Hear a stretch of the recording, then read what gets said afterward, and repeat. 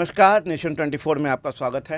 मैं नीरज। देखिए, पत्रकारिता और जो समाज होता है, वो जो है लगातार जो है समाज के बीच काम करता है। उनके खबरों को अपने माध्यम से अधिकारियों से लेके मुख्यमंत्री तक, और मुख्यमंत्री की बातों को, सरकारी योजनाओं को, समस्याओं को, कानून की प्रक्रिया को जो अपने माध्यम से जनता तक पहुंचाने का काम करता है।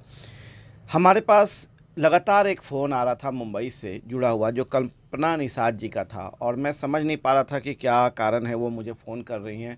तो लेकिन मैं कुछ दिनों तक जब टालता रहा, तो अचानक एक दिन हमारे ऑफिस में फिर से कॉल आया, और जब हम उनसे बात किए तो जानकारी हुई कि वो कुछ समस्याओं से ग्रसित हैं, और लगातार 3 साल से, लगभग 3 साल से जो है वो बिहार के मुंगेर में रह रही हैं, और अपनी समस्या को लेके कानून के दरवाजे तक ठक ठक पीट रही हैं, पर उनको न्याय नहीं मिल रहा है। इसी क्रम में हमको भी जिज्ञासा हुई कि भाई, कोई मुंबई की लड़की जो है आखिर बिहार में आके क्यों रह रही है, और क्या कारण है जो वो दर दर की ठोकर खा रही है न्याय पाने के लिए। जब उनके मामलों को हमने टेलीफोनिक स्तर पर सुना तो मुझे जिज्ञासा हुई, और मैं जानने का सोचा और कहा कि चलो मिल के एक बार बात करते हैं, समझते हैं कि आखिर क्या बात है, क्या कारण है, और किन किन समस्याओं से ग्रसित हैं, और इनके साथ क्या हुआ है। मैं सोचा चलो अपने माध्यम से इन सारे चीज़ों को जो है समाज के सामने लाता हूँ, एक प्रेरणा के तौर पे भी, एक उनकी समस्याओं के तौर पे भी, और कानून के पास भी ले जाना चाहता हूँ, प्रशासन के पास भी ले जाना चाहता हूँ कि आखिर जो इस देश की नागरिक हैं उनकी समस्याओं का निदान आखिर प्रशासन कैसे करेगी, कैसे उनको न्याय दिलाएगी, और कैसे दूध का दूध पानी के पानी करेगी। उसी क्रम में अभी हमारे साथ मौजूद हुई हैं। मैं उनके गाँव आया, मैं उनके गाँव में पहुँचा हूँ, और आप देख सकते हैं मेरे पीछे पुआल भी दिखेगा, बहुत सारी चीज़ें दिखेगी, तो गाँव परिवेश में ऐसा ही दिखता है। तो हमारे साथ ये मौजूद हैं, किसी सहयोगी के साथ ये रह रही हैं अभी मजबूरी में, उनके घर पे रात में सोने जाती हैं। हाँ, एक बात और मैं बताना चाहूँगा कि इनकी प्रयास काफ़ी होने पे एक चीज़ हुआ है कि यहाँ के आम पब्लिक के द्वारा मिलके जो है इनको उसी घर में रहने के लिए एक जगह मिल गया है, जहाँ की ये चर्चा अभी हम आगे करने जा रहे हैं। तो हम चर्चा नहीं करेंगे, हम पूरी बातें खुद कल्पना निषाद जी की जुबानी सुनेंगे, और हम अपने माध्यम से आप तक पहुँचाने का काम करेंगे। और आप भी समझिए, आज महिला दिवस है। महिला दिवस के दिन जो है मैं एक महिला की रुदन को, एक महिला की आवाज़ को जो है अपने माध्यम से आप तक पहुंचाने का काम कर रही हूं। नेशन 24 में आपने गुहार लगाया है, पत्र के माध्यम से भी, टेलीफोनिक के माध्यम से भी। मुझे ये जानना है कि आखिर आपने मीडिया हाउस या नेशन 24 को क्यों चुना? क्योंकि मुझे यहाँ पे 3 साल से कोई भी न्याय नहीं मिल रहा था।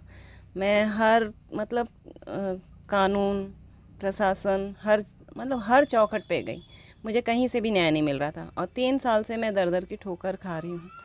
3 साल से मैं किस तरीके से अपनी जीवन यापन कर रही हूँ यहाँ पे, वो सिर्फ मैं ही समझ सकती हूँ। मैं उस घर में रहती हूँ जहाँ पे मेरा ससुराल है, लेकिन उस घर में सिर्फ मैं रह रही हूँ, और कैसे रह रही हूँ ये सिर्फ मैं ही बता सकती हूँ। चलिए, तो ये क्यों मीडिया शरण में आई, ये बातें तो अब सामने आ गया कि इनको न्याय से जब भरोसा उठ गया, कानून से जब भरोसा उठ गया, तो उनके पास अब भरोसा के रूप में एकमात्र चौथा स्तंभ, जो देश का 4 चौथा स्तंभ में एक स्तंभ है, वो है मीडिया का। तो इन्होंने इसलिए मीडिया के शरण में आना है। क्या पूरी आप बीती, अब आप मुझे पूरी बातें बताइए शुरू से कि आखिर क्या आपके साथ हुआ है, क्या नहीं हुआ है, कैसे आप यहाँ तक पहुँची, कैसे यहाँ पहुँचने के बाद आप गुहार लगाई, पूरी वाकया क्या है, पूरी स्टोरी क्या है, आप क्रमबद्ध तरीके से बताने का काम करें। मेरी शादी 30 हजारी कोर्ट दिल्ली से संपन्न हुई है 3 जुलाई 2019 को। वहाँ से शादी होने के बाद से फिर मैं और मेरे हस्बैंड मुंबई गए। मुंबई जाने के बाद वहाँ पे मैंने मुंबई में एक केस किया था। उस केस को डिस्पोज कराने के लिए किस बात का केस किया था आपने? दरअसल बात ये है कि मेरा और मेरे हस्बैंड का 2014 से रिलेशन था। आप लोग लिव इन में रह रहे थे? लिव इन में नहीं बोलेंगे, मतलब मेरे घर के बगल में ही वो रहते थे। अच्छा, आना जाना संबंध था? आना जाना, हाँ, ये सब था। और मेरे हस्बैंड मुंबई में ग्रैंड हयात होटल में काम करते थे। अच्छा। तब उनकी सैलरी करीबन 10 से 12 हज़ार रुपये थी, और मैं अपने घर वालों से थोड़ा सा 2 किलोमीटर की दूरी पे आके रहती थी वहाँ पे। तो वहाँ पे रहने के बाद में इन्होंने जब मुझे देखने के बाद मुझसे मतलब बातचीत करना चालू किया। मैं इनको 6-7 महीने तक मैं इनको बात नहीं कर रही थी। उसके बाद से कैसे कैसे करके हम लोगों का बातचीत हुआ। बातचीत होने के बाद से मेरा एक ही था कि अगर आपको मुझसे शादी करना है तो आप बात आगे बढ़ाइएगा। और ये मुझे यही बोलते थे कि अभी मैं यहाँ जॉब कर रहा हूँ, जिस दिन मैं अपने पैर पे खड़े हो जाऊंगा मैं शादी करूंगा। ये मुझे इस तरीके का स्टेटमेंट दिया जाता था। और मैं वहाँ पे जॉब करती थी फ्रीलांसिंग का। इसके अलावा भी मैंने न्यूज़ चैनल में भी काम किया हुआ है, न्यूज़पेपर में। और उसके बाद से फिर रिलेशन चलता रहा और 2016 में मेरे हस्बैंड अब्रॉड चले गए। 6 जून 2016 को अब्रॉड चले गए वो। फिर वहाँ से वाईफाई के ज़रिए शिप पे मुझसे 8-8 महीने व्हाट्सएप पे बात करते थे, आते थे, मिलते थे। मैं उनसे हमेशा यही पूछती थी आप मुझसे शादी कब कर रहे हैं। तब उन्होंने मुझे ये स्टेटमेंट दिया कि मेरा जो 2-2.5 साल का एग्रीमेंट है वो कंप्लीट हो जाएगा तो मैं आपसे शादी करूँगा। इस तरीके का स्टेटमेंट देते थे। फिर करते करते 2019 में वो मुझसे जब मिलने आए, मेरे साथ मिल के जब वो निकल गए, उसके बाद मैं कुछ प्रॉब्लम में आ गई। मेडिकल इशू था, उस प्रॉब्लम में आ गई। मैं इनको काफ़ी ढूंढी, व्हाट्सएप के ज़रिए, फेसबुक के ज़रिए। ये मुझे हर जगह से ब्लॉक कर दिए। मैं अलग नंबर से मैंने इनको कांटेक्ट करने की कोशिश की। उसके बाद इन्होंने मुझे क्या कहा कि मैं तुमसे शादी नहीं कर सकता हूँ। मैंने कहा मैं प्रॉब्लम में हूँ। मैं बहुत कुछ जो होती है प्रॉब्लम वो सारी डिटेल मैंने इनको बताया। बट बताने के बाद ये जैसे इनके कान में जूं तक नहीं रेंग रहा है। अब मैं जिस सिचुएशन में थी, जिस कंडीशन में थी, मैं कहाँ जाती, घर वालों को बोलूँ, कैसे बोलूँ। फिर मैंने नहीं करते करते मैं मुंबई पुलिस के पास गुहार लगाई। मुंबई पुलिस के पास गुहार लगाने के बाद में ये हो गया कि मुंबई पुलिस ने जो कंडीशन मेरी थी वो कंडीशन देखने के बाद मुंबई पुलिस ने मेरा एफआईआर दर्ज किया। अब मैं फर्स्ट टाइम गई थी, मुझे पता नहीं था कि मेरा जो स्टेटमेंट था उस स्टेटमेंट से 376 का केस लगेगा। मुंबई पुलिस ने मेरा 10 दिन तक म्यूनसिपाल्टी स्टेटमेंट हुआ? मेरा स्टेटमेंट यही था कि किस तरीके से मेरा इनके साथ में मैं रिलेशन में आई, क्या हम लोग के बीच में हुआ, वो सारी बातें मैंने उनको बताया। उसके अलावा मेरा जो मेडिकल इशू चल रहा था 2-2.5 महीने का, मुंबई पुलिस ने वो कंडीशन देखा। उन्होंने मुझे ऑब्जर्वेशन में रखा 10 दिन तक हॉस्पिटल में। उस हॉस्पिटल में रखने के बाद मुंबई पुलिस ने कहा हमको डीएनए टेस्ट करवाना पड़ेगा। मैं बोली मैं उसके लिए एग्री हूँ। फिर ये हो गया कि लड़के को बुलाना पड़ेगा, लड़का तो यहाँ था नहीं। फिर मुंबई पुलिस ने अपना जो उनका काम था वो किस ज़रिए से कैसे लड़के के ऑफिस में या कहाँ पे उन्होंने पेपर भेज के फिर वहाँ से उनकी कंपनी वालों ने इनको इंडिया भेज दिया। इंडिया आने के बाद से मेरे हस्बैंड ने मुझे व्हाट्सएप से हर जगह से, जहाँ से भी ब्लॉक किया था सब जगह से अनब्लॉक करके फिर मेरे साथ में मतलब कभी गुस्से में, कभी प्यार से, काम दाम साम दंड भेद सब इस्तेमाल किया। मुझे ये बोला गया कि तुम केस वापस ले लो। मैंने कहा मैं केस वापस नहीं लूँगी। उसके सारे चैट मेरे पास व्हाट्सएप पे पड़े हुए हैं। फिर इन्होंने मेरी भाभी से भी उल्टी सीधी बकवास की, बहुत उल्टी सीधी बातें की मेरी भाभी को। उसके बाद ये हो गया कि अरे केस वापस लेना है कि नहीं लेना है। हम कहे नहीं लेंगे। फिर व्हाट्सएप पे इन्होंने मुझे मेरी कुछ फ़ोटोज़ वगैरह भेजा। फिर उससे भी नहीं हुआ। तब फिर जाके फिर प्यार से, अब तो मैं यही बोलूँगी ना कि उस वक्त इन्होंने जो मेरे साथ में किया वो मेरे साथ एक चाल चला गया था, गेम खेला गया था। फिर इन्हें मुझसे प्यार से बात करने लगे। मैं इनकी बात में नहीं आ रही थी। इन्होंने कहा तुम दिल्ली आ जाओ, दिल्ली आके बैठ के बात करेंगे। मुझसे ये नहीं कहा गया कि मैं शादी करूँगा। मुझे ये कहा गया कि मेरे घर वाले आ रहे हैं, आके केस के सिलसिले में बात करना है। मैंने इनको कहा मुंबई आके आप जो भी बात करनी है मुंबई आके पुलिस के सामने बैठ के बात करिए। इन लोग नहीं आए। आखिरकार 1 जुलाई को इन्होंने मेरा प्लेन का टिकट कराया। कौन करवाया टिकट? मेरे हस्बैंड ने। अच्छा। उस टिकट की फ़ोटोज़ भी है मेरे पास में। बुलाने के लिए मुंबई से दिल्ली? हाँ, मुंबई से दिल्ली इन्होंने कराया। 1 जुलाई 2019 का टिकट कराया। वहाँ पे जाने के बाद फिर मेरे हस्बैंड ने मतलब मेडिकल टेस्ट किया जो करते हैं कि वाकई में मैं प्रॉब्लम में हूँ या नहीं हूँ। उसके बाद से फिर ये अपनी सिस्टर से बात किए। मैंने इनसे कहा भी आपकी फ़ैमिली कहाँ है? बोले फैमिली अब बाद में आएगी। ऐसा मुझे वहाँ पे धोखे से बुलाया गया। फिर मैं वहाँ से निकलने की कोशिश की, लेकिन इन्होंने क्या मुझसे इस स्टेटमेंट में कहा कि तुमको मुझ पे विश्वास करना पड़ेगा, तुम्हें मुंबई पुलिस के साथ नहीं रहना है, ऐसे मुझे बोला। मतलब गुड फेथ में लेके 2 जुलाई होते फिर 3 जुलाई को इन लोगों ने मेरे से आर्य समाज मंदिर में शादी किया। जो कि शादी करने से पहले मैं इनको यही स्टेटमेंट दी कि मैं ये शादी नहीं करूँगी। आपको शादी करना है तो मुंबई चलिए या तो गोरखपुर चलिए। इन्होंने क्या कहा कि गोरखपुर जाने का ऐसा है, तुम्हारे घर वालों को मुंबई से बुलाया जाएगा, गोरखपुर से भी बुलाया जाएगा और वहाँ घोरघट में रीति रिवाज से शादी होगी। ये बोल के मुझसे शादी किया गया। 3 जुलाई को शादी होने के बाद 6 जुलाई को ये अपने दोस्त के साथ में जहाँ जो विटनेस बने थे राकेश रंजन, राजीव रंजन, ये दोनों के साथ मुझे लेके फार्म हाउस पे गए। फिर भी मैं तब तक भी मैं सिक्योरिटी, मतलब बोलते हैं ना, अंदर से ये था कि कहीं इन लोग मेरे साथ कुछ कर ना दें। तो वहाँ जाने के बाद फिर 7 जुलाई को हम लोग वापस दिल्ली आए। दिल्ली आने के बाद से फिर इन्होंने इनकी सिस्टर ने टिकट कराया हम लोग का मुंबई, मेरे और मेरे हस्बैंड का मुंबई के लिए। 8 जुलाई को हमारा कोर्ट का सर्टिफिकेट बना, वहाँ से हम मुंबई आए। मुंबई आने के बाद में मेरे किस कोर्ट से आपने मैरिज सर्टिफिकेट लिया? दिल्ली 30,000 कोर्ट से। 30,000 कोर्ट से जी, वहाँ से मैरिज सर्टिफिकेट मैजिस्ट्रेट के सामने बैठ के साइन वगैरह किया गया। वहाँ पे भी मैजिस्ट्रेट साहब ने भी इनसे पूछा कि कोई प्रॉब्लम तो नहीं है। इन्होंने तब उनके सामने बोला कोई प्रॉब्लम नहीं है। उसके बाद फिर हम मुंबई आने के बाद मेरे हस्बैंड मतलब एक घर में ना बैठ के तुरंत वो वकील के पास भागे, हाई कोर्ट के वकील के पास। वहाँ पे सब कुछ होने के बाद करते करते फिर केस जो हुआ था उसको डिस्पोज्ड कराया गया 376 को। और मैं बेवकूफ़ जैसी इन लोगों की बातों में आ गई थी। तो आपको ऐसा अनुभव होता है कि वो 376 केस हटाने के लिए ही ये सारा खेल खेला गया था? जी हाँ, अब पूरी तरीके से हुआ, क्योंकि मैं घर में आने के बाद में मेरे हस्बैंड ने कई बार मुझे ये बात बोली है।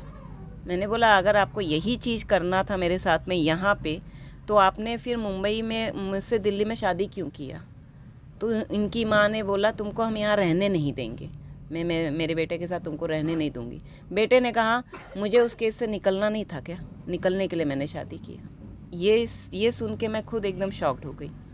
जब आप मुंबई से मुंगेर आ गई और मुंगेर में घोरट में आप रह रही हैं, तब मुझे ये बताइए कि यहाँ पे आप हर जगह जा रही हैं प्रशासन के पास सहयोग के लिए, किस तरह का सहयोग मिल रहा है?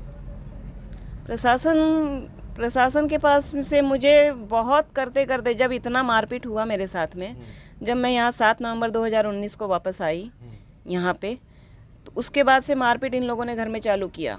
गला दबाना, मारना, ये सारी चीज़ें। मतलब ये बोला गया कि तुम यहाँ पे आई क्यों। मुझे ये बोला गया कि तुमको यहीं गंगा नदी में काट के मार के फेंक देंगे, तुम्हारे घर वालों को पता नहीं चलेगा।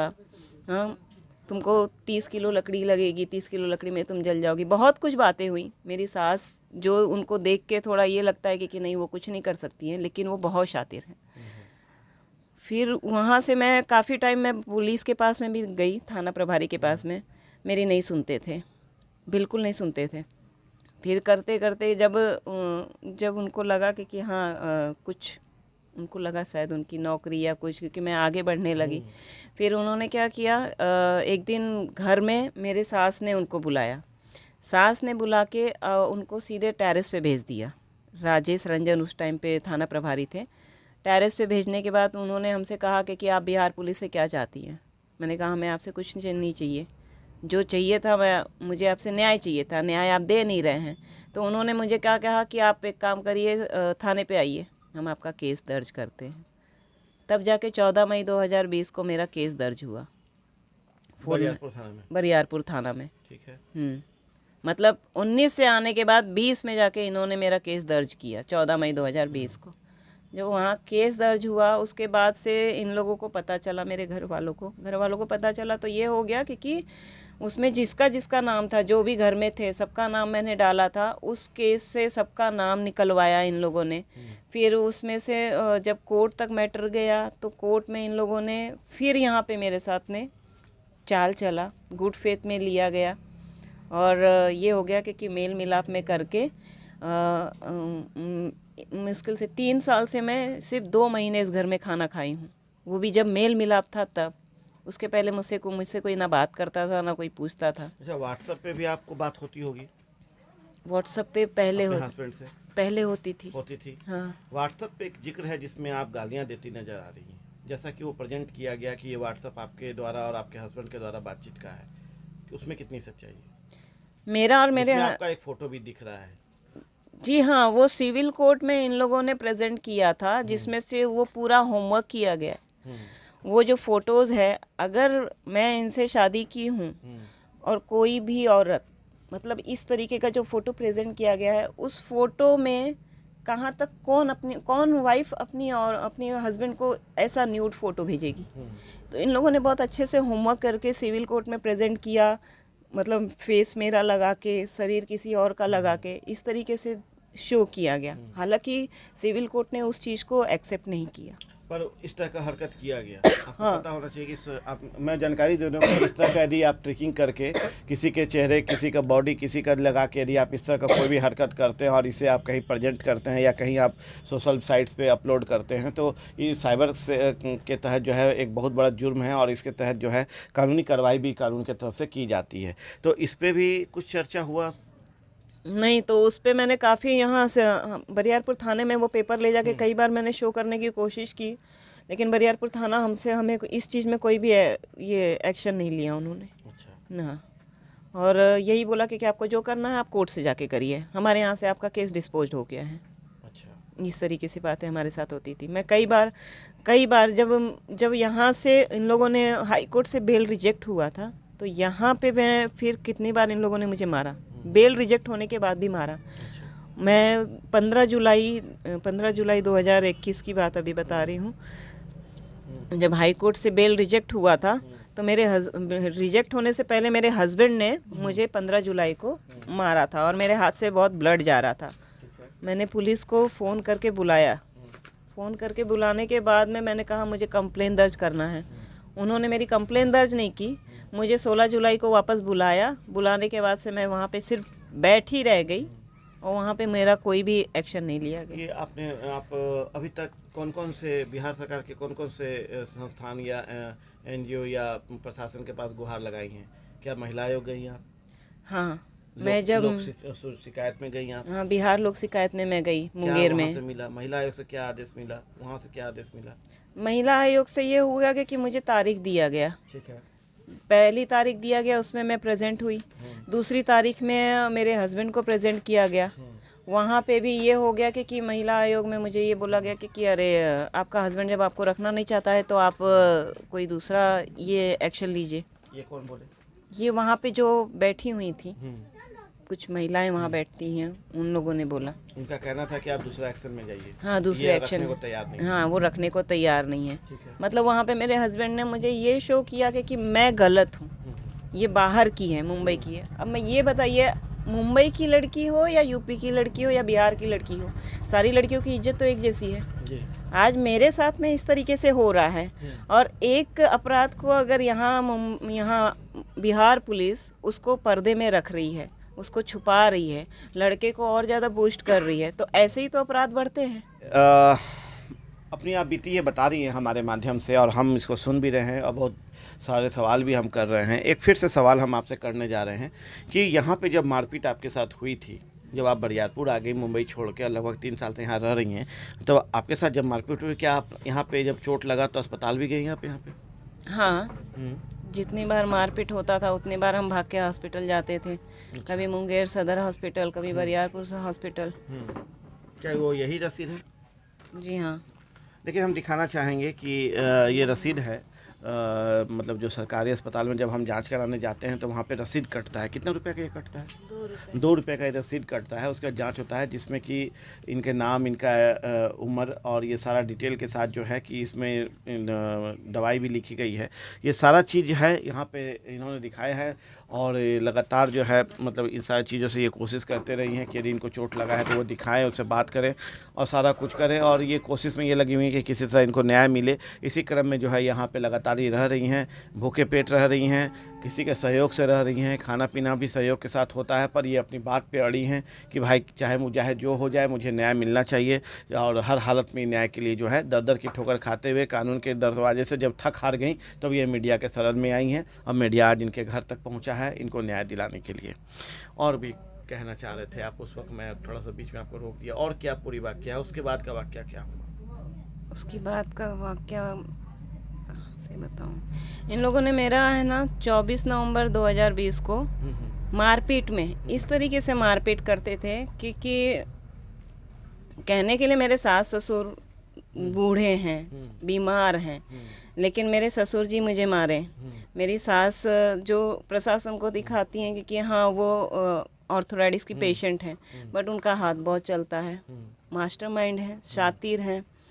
मेरे हस्बैंड ने 24 नवंबर को मेरे सास ससुर सब मिलके 24 नवंबर 2020 को मेरे कान का पर्दा फाड़ दिया। मार के, उसका पेपर मैं सदर हॉस्पिटल मुंगेर में मैंने बनाया, वो पेपर मेरे हाथ से ले ली उन्होंने। आप अगर दिखाना चाहेंगे तो मैं दिखा सकती हूँ। मेरे कान का पर्दे, मेरे कान में 5 स्टिचेस लगे हुए हैं।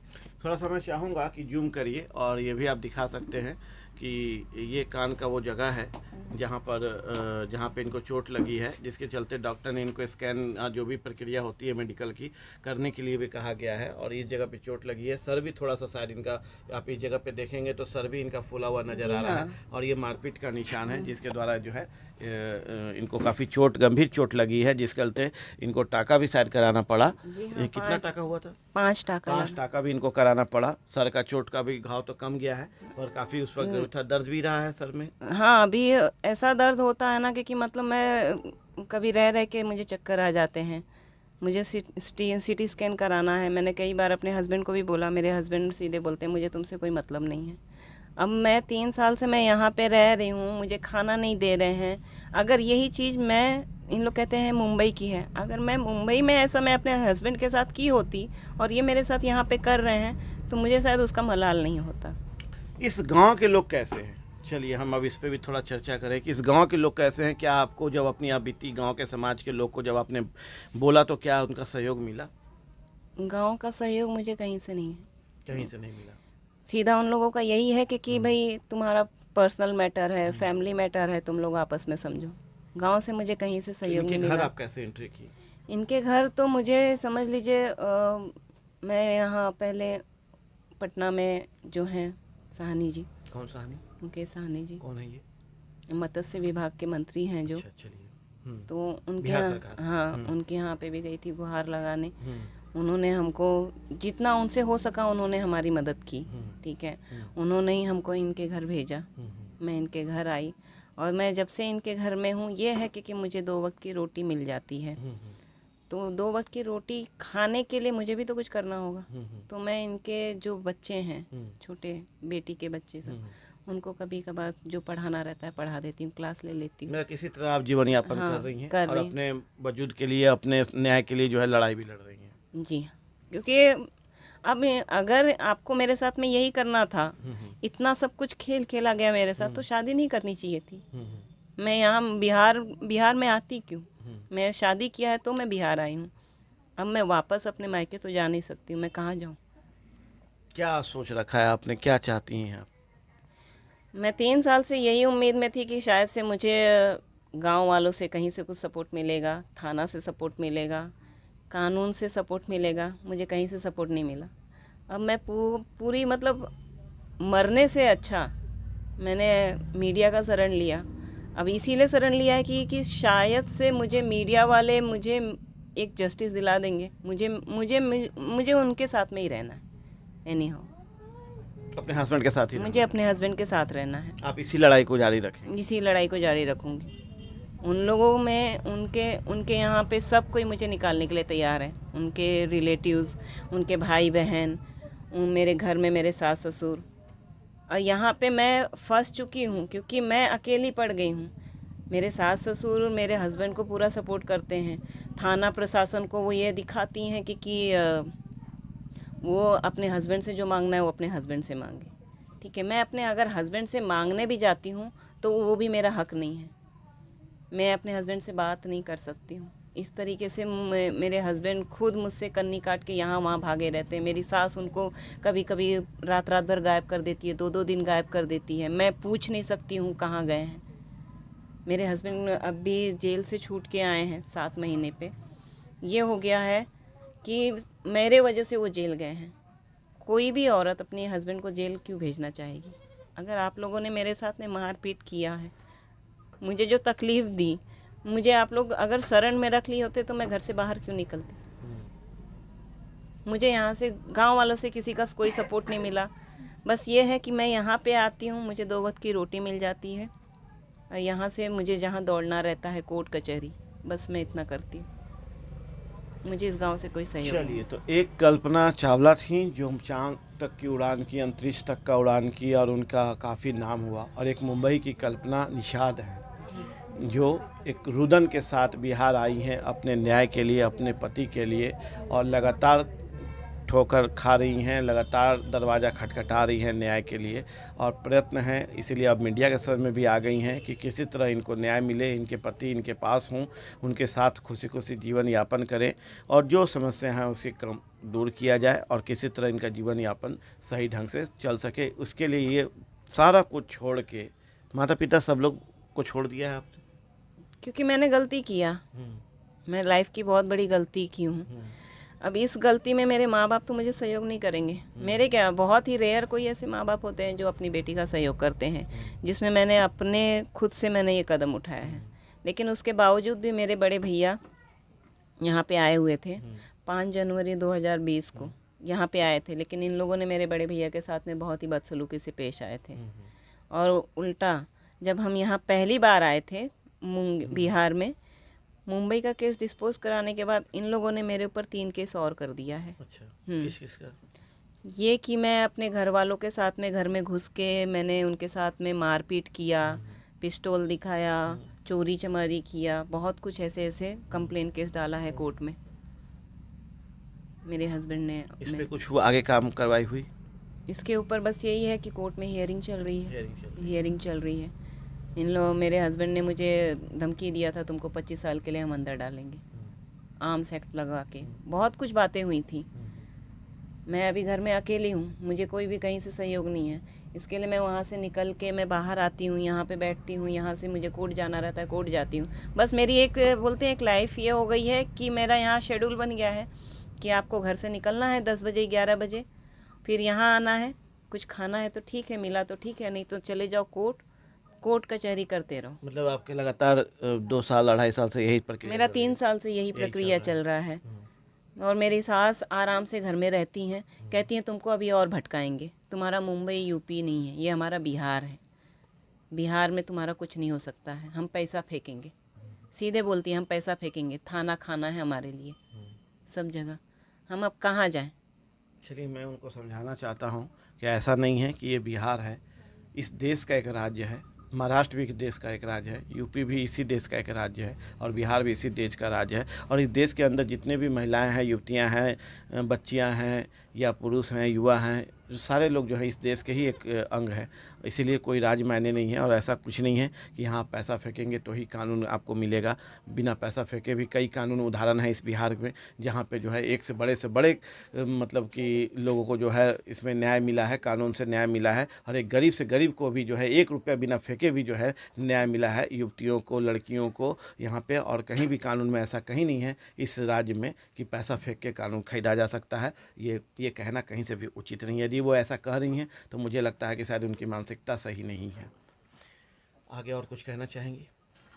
मैं बस यही कहना चाहूँगी कि अगर मैं मीडिया के पास आई हूँ सब कुछ छोड़ के, तो मैं उम्मीद करूँगी कि मुझे यहाँ से अच्छा सहयोग मिले, न्याय। चलिए, तो इनका कहना है कि अब सब उम्मीद हार के जो है मीडिया के शरण में आ गई हैं और मीडिया शरण में आने के बाद ये इस उम्मीद एक बार फिर से लगा रही हैं कि यहाँ से अब मुझे न्याय मिल जाए, मेरे माध्यम से, हमारे मीडिया के माध्यम से, चाहे हम हो चाहे कोई और हो, इनके माध्यम से जो है इनको न्याय मिले। और हमारा भी मकसद होता है, हम पत्रकार बंधुओं को, मीडिया हाउस को, कि यदि सच में दूध का दूध और पानी का पानी करना है तो कहीं ना कहीं इनको, समाज को न्याय दिलाने का काम करना चाहिए। यही हमारी पहली प्राथमिकता भी होती है, सरकार के नज़र में भी, जनता के नज़र में भी और आम लोगों के भी नज़र में भी। आप देख रहे हैं नेशन 24। नमस्कार।